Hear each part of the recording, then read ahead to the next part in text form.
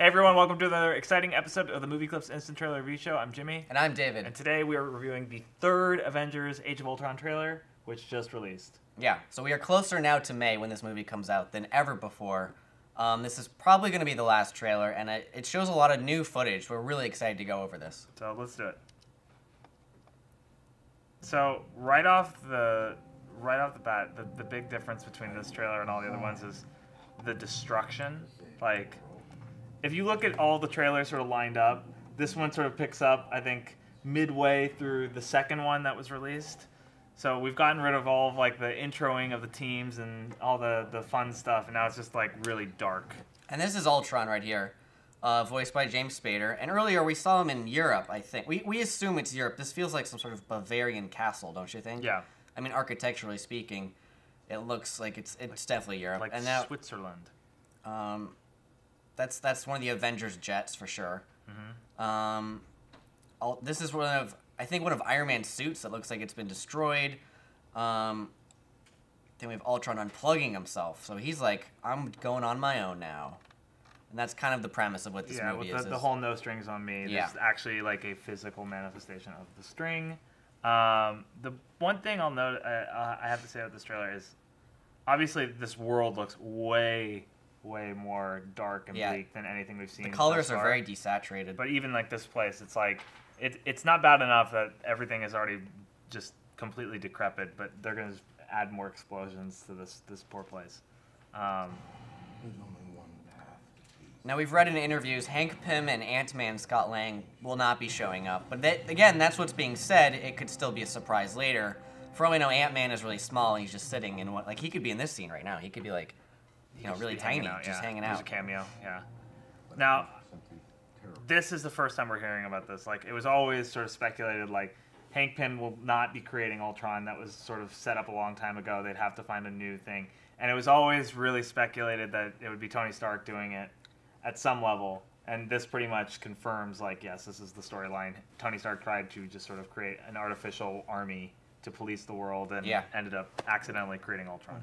And here's Bruce Banner, who's also a scientist. I mean, right now we're still not seeing anything too new that the other trailers haven't really shown.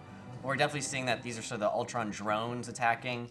And if you remember in the Avengers and the post-credit scene in one of the other movies, Banner and Stark have a very close relationship. So I assume they'll develop more of that. And look at the scope here. I mean, just like, they're high above the city. Everything is falling apart. Where does a bridge exist that's that high? I think it's being lifted up. You think the whole bridge is being carried up? I mean, it could be. If you remember, like, Magneto could lift bridges up. I don't think Magneto's in this, of course, because he can't be. But that's pretty. It's pretty insane. And this is the chopping wood scene that was posted a while back. And I don't know about some romance between Black Widow and Bruce Banner, but I think that's what they're implying, right? I would say so. That shot is this shot is just awesome. This is like the Sistine Chapel of superhero shots here. I mean, the way it's pointed. Let's just get to that perfect frame. It is just so cool. Everyone's got their own poses. I like Hawkeye's the best. He's lunging like he's just gonna.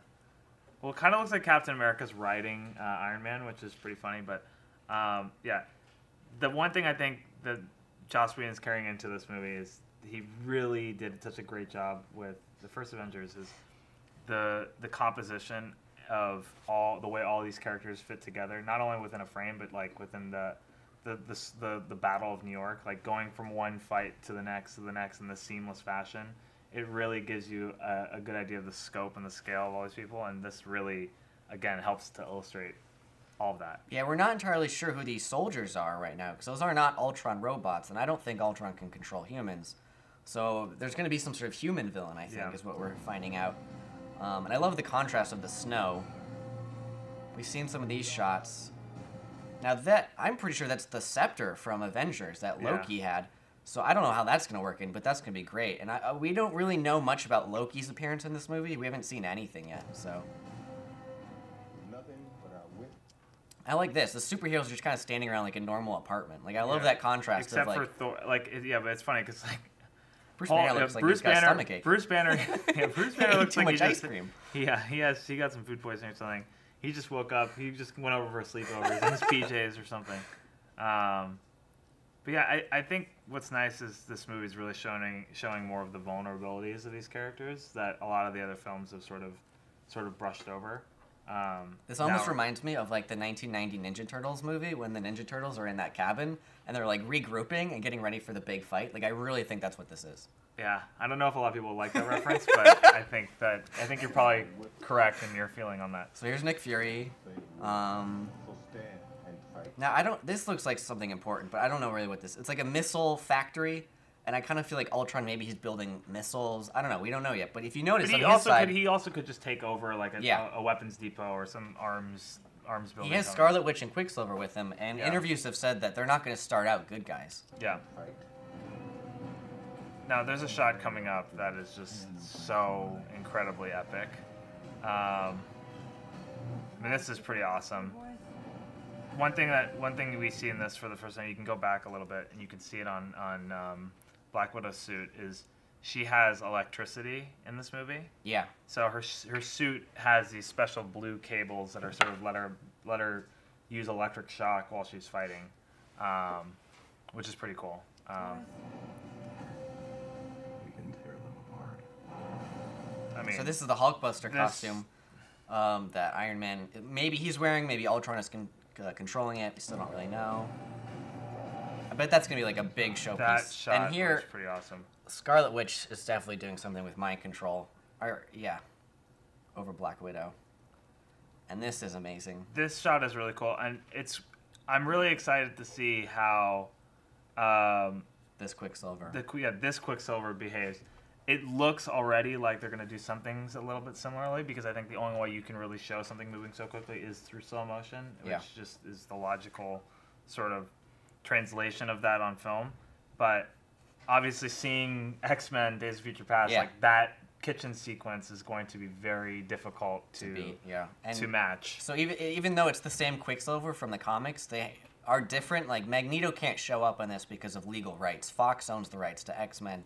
And deals were worked out that they can have Quicksilver separately but different. So but they're not mutants. Exactly. You can't say mutants. You can't say Magneto. There's certain rules that they're gonna have to follow. You're really hung up on this Magneto thing.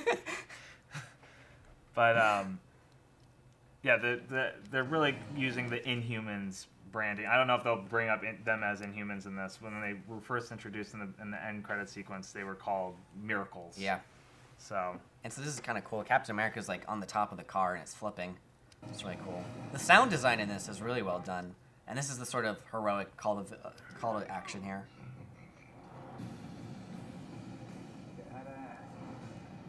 Ooh, she's got two like lightsabers, but I bet they're just like electric. They're not lightsabers. I know. They're Stop using. Although Disney owns Star Wars and Avengers. Oh my gosh.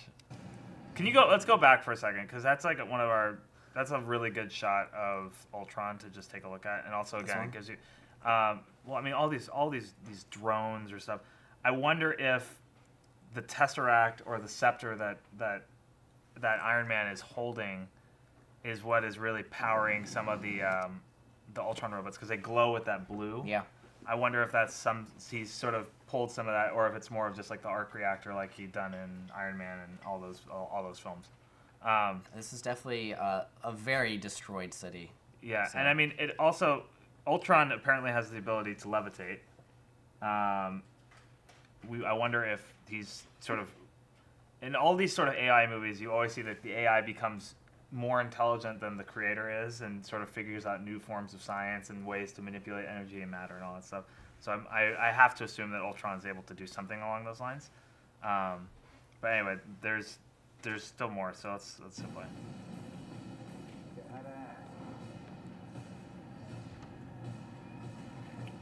This shot is pretty awesome. Yeah, the Hulk. Let's go back just for a second, just to look at this.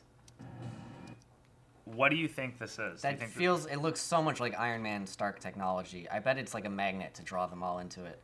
That's my guess. Do you think it's a magnet, or do you think it's a reactor, or what? I mean, I feel like it's a magnet. But we'll never know until the movie comes out.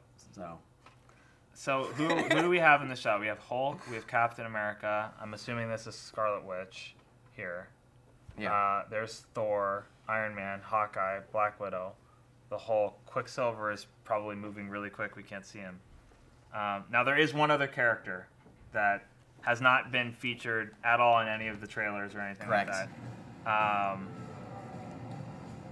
Who is Vision. About to show up, right? And that's Vision, played by Paul Bettany, who does the voice of Jarvis, Stark's personal butler.